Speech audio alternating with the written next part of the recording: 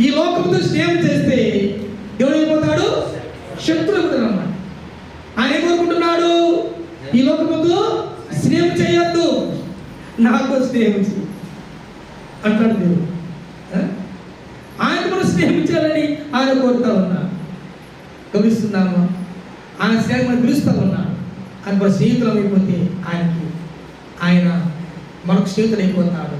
మనము చెట్ల వలె సౌందర్యంతో పచ్చగా కొమ్మలు వేసి, ఏ విధంగా ఆ చెట్టు లెబానోను చెట్టు, ద్రాక్ష చెట్టు, ఇంకా చెట్టు ఇచ్చారనమాట. ఆ చెట్టు ఏ విధంగా అభివృద్ధి పొందుతారో అట్లా అభివృద్ధి పొందుతారు. మీరు సౌందర్యంతో మారుతారు, గొప్పగా దీవించబడతారు.